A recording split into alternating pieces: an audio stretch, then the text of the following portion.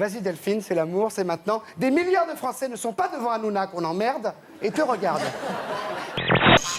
21 août 2013. C'est le premier pas pour les robots en direction de rêves futurs. Une petite phrase, figurez-vous, historique. C'est la première fois qu'un robot prend la parole dans l'espace. Ce petit androïde japonais s'appelle Kirobo. Il a été envoyé le mois dernier à bord de la Station spatiale internationale pour tenir compagnie aux astronautes. Une prouesse technique en forme de lobbying, puisqu'elle vise surtout à soutenir la candidature de Tokyo pour l'organisation des JO de 2020. Ouais, mais là, c'est encore un enfant, il a que 3 ans. Ah oui, d'accord. C'est comme ça que vous allez préparer les JO ou pas ? Ouais. Non, mais ça faisait peur quand même. Il est puissant, il est très puissant. Mais il était apprivoisé, il y a le dresseur à côté, Oui, évidemment. derrière. Heureusement. Mais j'ai pris quand même un coup de patte et j'avais une grosse griffure. Non. Ah oui, quand même. Donc c'est pas... C'est tellement puissant. C'est pas anecdotique. Donc vous avez quand même trouvé plus fort que vous. Hein. Ah oui, là, je m'avoue L'ours, vaincu. Cela fait 12 ans qu'il se dope sans réussir à s'arrêter.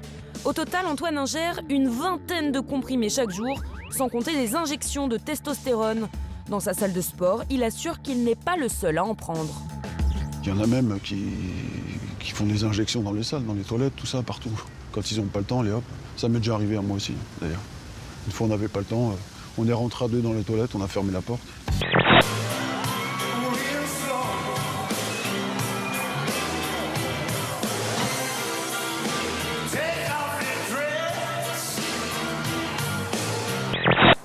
Dans 80% des cas, les hommes qui se retrouvent dans ces bois mènent une double vie. Mariés, pères de famille, ils viennent ici pour avoir des relations extra-conjugales, homosexuelles et souvent sans protection. Donc là, pareil, on est dans une chambre. On a à peu près 200-250 personnes qui passent quotidiennement pour avoir des rapports sexuels. 250 personnes, ça ne veut pas dire 250 rapports sexuels. Parfois, on a des personnes qui ont 3, 4, 5 rapports sexuels. Vous imaginez bien que s'ils sont contaminés par le VIH ou une infection sexuellement transmissible, ça devient très compliqué. Elle capote avec la pilule. La natalité. Eh oui, c'est ça, c'est pas mal. 20 tests de grossesse positifs. Depuis quelques jours, ce type de petite annonce se multiplie aux États-Unis. Le bâtonnet imbibé d'urine pouvant se vendre de 15 à 1000 $. Qui peut bien vouloir acheter ça? Imaginons qu'un homme marié ait une liaison. Un jour, il quitte sa maîtresse. Pour se venger, elle achète un test de grossesse positif et menace de le montrer à l'épouse trompée, sauf si le mari lui donne de l'argent. Ça s'appelle du chantage. La spécificité de Maurice, c'est de faire des tests de paternité en direct et parfois, le résultat provoque de drôles de réactions. Andrew, vous n'êtes pas le père.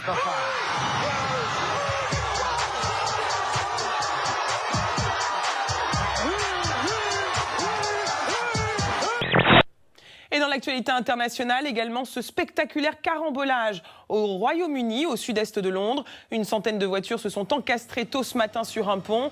À l'origine de ce gigantesque accident, un épais brouillard qui limitait la visibilité à moins de 20 mètres. Il y a au moins 200 blessés, dont 6 graves. On va voir ce qui va se passer. Ça va, Eric? Ça pourra aller mieux. Je veux bien vous croire. Je vais ce soir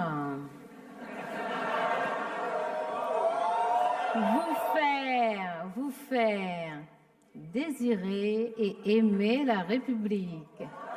Nous allons courtiser l'Europe. J'aime pas les donneuses de leçons. Bon.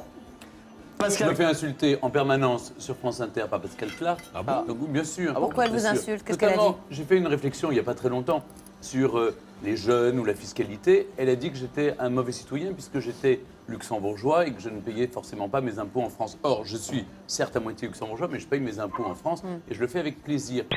Voilà, c'est tout. Il n'y a pas de... Tu joues sur 2 tableaux et derrière ça, m'insulte, me bouscule, tout ça. Donc moi, j'ai pété un plomb. Tu me traites pas de... Et vous faire en... Merde, me pétez pas les coups. Là, vous me faites péter un plomb. Là, vous me faites péter un plomb. Elle est sèche, elle est frustrée. Il doit y avoir un contentieux, quelque chose à l'origine de ça. Je ne sais pas, elle ne m'a jamais aimé, c'est son droit d'ailleurs. Mais vous savez, je suis aussi parti de France Inter à cause d'elle. Ah oui? Parce qu'en 11 ans, elle ne m'a jamais dit bonjour. Chaque fois que j'arrivais le matin, je lui disais bonjour. Elle ne me saluait jamais. Donc, c'est un peu dur quand même. Là, vous disiez effectivement. non, je vous dis les choses franchement. C'est quelqu'un que je n'aime pas et qui ne m'aime pas. Ça arrive. Et puis, elle est très donneuse de leçons à la terre entière. Tu aimes ce petit marié qui donne la fessée à la petite mariée? Non, c'est pas vrai. Mais c'est... Le marié donne la fessée à la mariée? Non. Oui, si, c'est marrant, c'est trop mignon. Moi, j'aime bien. Ça va avec son personnage à elle, mais ça va pas avec le reste. C'est pas la peine de vous énerver. Là, prenez votre... C'est bon, arrêtez 2 minutes, on est là. On descend d'un ton. Ah bah oui, quoi, descend d'un ton. Prenez votre photo si vous voulez, c'est on bon, ferme le trou. On vient de la faire. Qu'est-ce qu'on a déjà fait alors, là? vous pouvez fermer le trou. On a déjà remis 30 cm là. Vous fermez le trou. Alors c'est bon? On a eu des morts il y a 5 ans. Alors c'est bon, on rigole plus avec ça. Vous fermez le trou. Je dis pas le contraire. On est déjà en train de leur boucher. On a juste une photo. Alors arrêtez. Allez. Pour des guignols. Je suis pas un gamin non plus. C'est bon, on dit on remonte un peu le trou, c'est interdit de faire des châteaux de sable à la mer. Il y a une loi qui dit qu'on n'a pas le droit. Vous êtes ministre, ministre en Mais j'ai fait des tas de choses, j'ai fait des conférences, j'en ai fait pendant des années à l'université de New York, j'en ai fait dans des tas d'universités de la Caraïbe, j'en ai fait ici. Je fais tout ce que je fais avec passion, même la vaisselle. Le cynisme, pourquoi? Vous allez très vite le comprendre. Le groupe délocalise, il licencie près d'une centaine de personnes en France, mais le comble, c'est qu'avant d'être remerciés, ces employés sont priés de former leurs remplaçants polonais. Les syndicats ont presque du mal à réagir. Regarde s'il est mignon, lui. 30 ans à la télévision pour finir habillé en Mario. C'est génial. Je suis sûr que vous adorez le suspense comme ça, Eric. Tu m'en passerais bien, hein. Vitry est l'une des rares villes en Europe où ces artistes urbains peuvent s'exprimer sans que leurs œuvres soient immédiatement recouvertes comme un vulgaire graffiti par les services municipaux. Du coup, ils s'y sont donné rendez-vous et des peintres venus d'Australie, du Canada, du Brésil et de toute l'Europe ont transformé la ville en un véritable musée du street art à ciel ouvert.